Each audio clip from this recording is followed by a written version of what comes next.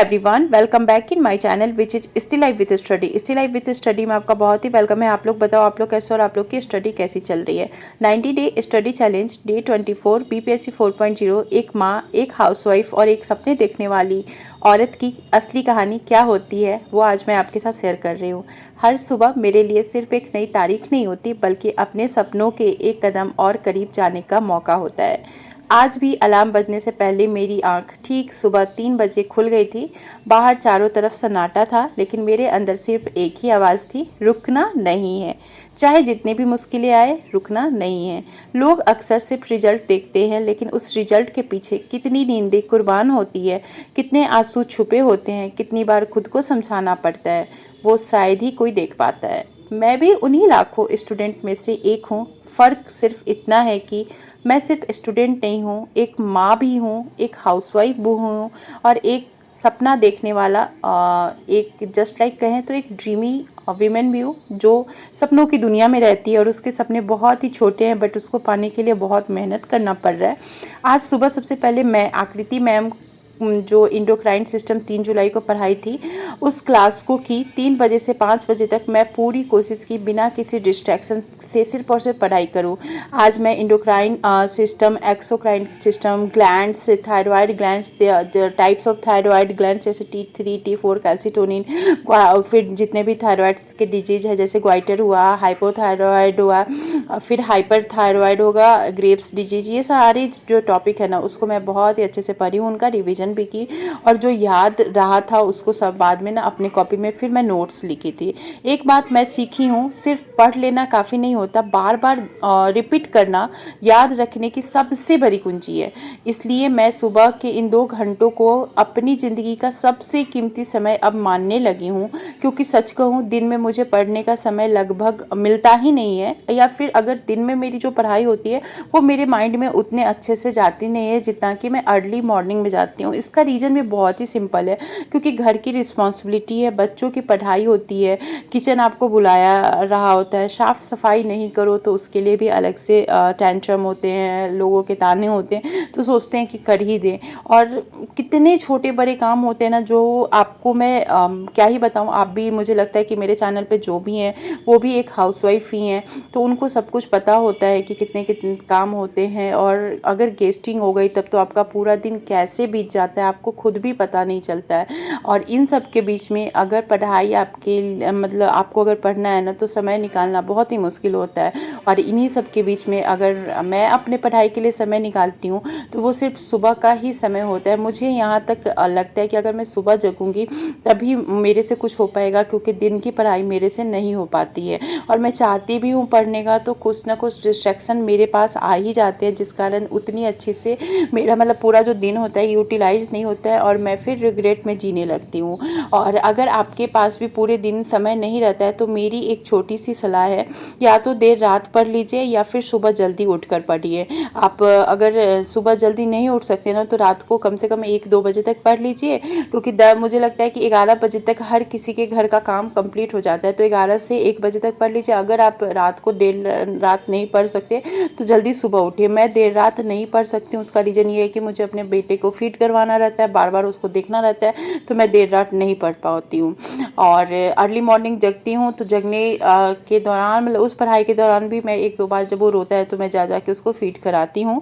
तो यही सब चीज़ें अभी मेरा जो लाइफ है ऐसा ही चल रहा है। लेकिन मैं अपने सपनों को ना मतलब ये नहीं कहना चाहती हूँ कि मैं कर सकती थी लेकिन मेरे पास समय नहीं था, मुझे ये रिग्रेट नहीं करना है। देखो, सबसे पहले मेरी जो प्रायोरिटी है मेरे बच्चे हैं, उसके साथ साथ मेरे सपने हैं। पहले मैं सबको प्रायोरिटी देती थी, बट अब नहीं, अब मुझे अपने बच्चे और अपने सपनों को ही लेकर के जीना है। और मेरी बेटी का पढ़ाई आप लोग को पता ही है कि अभी जो उसका है ना बेस मुझे बहुत ज़्यादा मजबूत करना है, प्लस अभी तो उसका पीटी चल रहा है, तो उससे ना मुझे रिवीजन करवाना पड़ता है, रोज़ रिवीजन उसको करवाना पड़ता है, तभी जा कर के मतलब मुझे ऐसा लगता है कि उसके जो एग्ज़ाम जो हो रहे हैं ना वो थोड़ा सा अच्छे हो रहे हैं। तो आज सैटरडे था, उसके लंच बॉक्स में ज़्यादा कुछ बनाना ही नहीं था, जंक फूड बनाना रहता है, लेकिन जंक जंक फूड आप पैकेट फूड नहीं दे सकते हो। फ्राइडे तक आप उसको रोटी सब्जी यही सब दोगे, लेकिन उस पराठा ऐसे ही दोगे। लेकिन सैटरडे को जंक फूड अलाउड है इसके स्कूल में, जंक फूड आप घर पे बना सकते हो। तो आज मैं बहुत ही सिंपल सा ईजी सा है ना ब्रेड पकौड़ा बनाती हूँ, और ऐसे ही सैटरडे को कुछ कुछ नया बना करके मैं कोशिश करती हूँ कुछ कुछ सीखने का, और उससे मेरी बेटी भी हैप्पी होती हूँ। सच बोलूँ ना तो माँ बनने के बाद समय कैसे निकल जाता है पता ही नहीं चलता अब मुझे।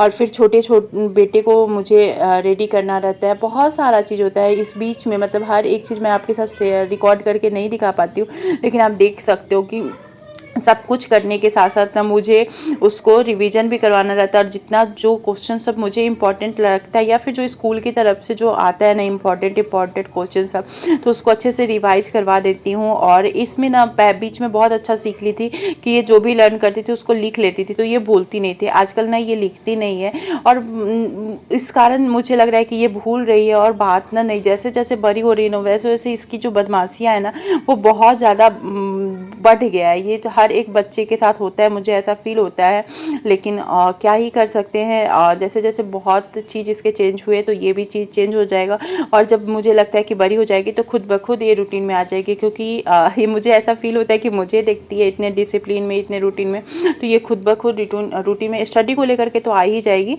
और किसी का गारंटी नहीं है, क्योंकि स्टडी के अलावा और किसी भी चीज़ में मैं डिसिप्लिन में नहीं रहती हूँ, और सब चीज़ को ना मैं बहुत अच्छे से टालते रहती हूँ। तो ये सब करने के बाद जो घर में बेड वेड होता है वो सब करने लग जाती हूँ, बेड को करती हूँ, टेबल की साफ़ सफाई करती हूँ।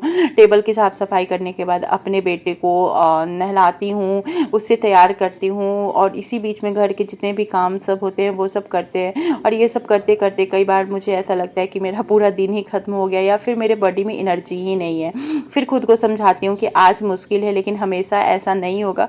मुझे पता है कुछ साल बाद मेरा भी बेटा बड़ा हो जाएगा, वो स्कूल जाने लगेगा, उस दिन मेरे पास पढ़ने के लिए थोड़ा और समय मिल जाएगा। इसलिए आज की परेशानियों को मैं अपनी मंजिल के रास्ते का हिस्सा नहीं मानती हूँ।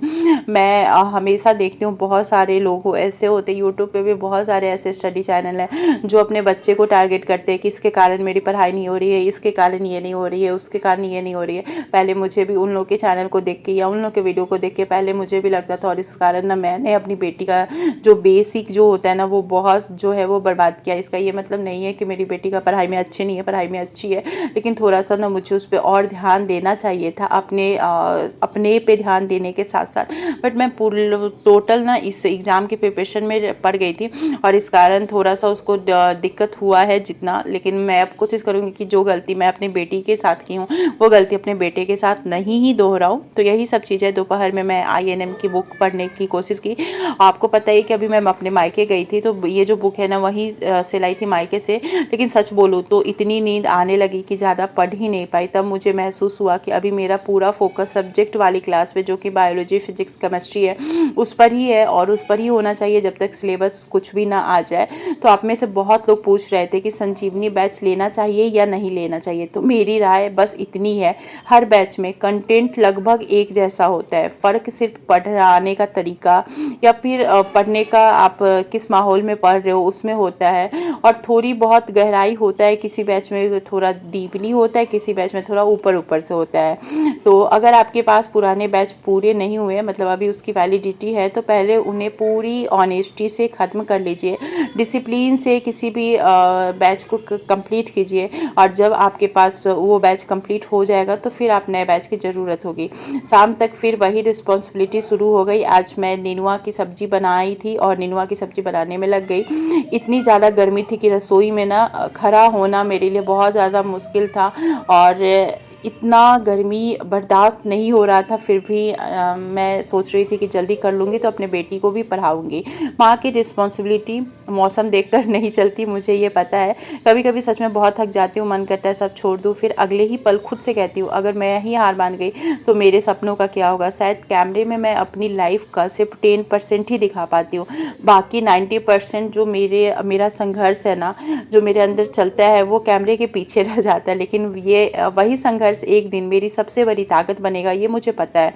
अब मैं यूट्यूब को भी अपने परिवार का एक हिस्सा ही मानती हूँ। जैसे मैं अपने घर वालों के लिए समय निकालती हूँ, वैसे ही आप सबके लिए भी समय निकालना मेरी ही रिस्पॉन्सिबिलिटी है, क्योंकि आप लोग सिर्फ मेरे व्यूअर्स ही नहीं है, आप मेरी इस पूरी यात्रा के साथी हैं। आपके छोटे छोटे कमेंट, आपकी दुआएं, आपका दीदी हार मत मानिए लिख देना, यकीन मानिए बहुत ताकत देता है यार। शाम को मैं अपनी बेटी को बैठाकर बुक रीडिंग भी करवाई, उसका बेस मजबूत करना आसान नहीं है मेरे लिए, बार बार समझाना पड़ता है, वो भूल जाती है। कई बार मैं भी परेशान हो जाती हूँ, लेकिन फिर याद आता है जिस तरह मैं अपने सपनों के लिए मेहनत कर रही हूँ, उसी तरह से मुझे अपनी बेटी के सपनों की भी नींव को मजबूत करनी है। आज का दिन मेरा यहीं पे जाकर के समाप्त होता है, लेकिन मेरा सपना अभी खत्म नहीं हुआ।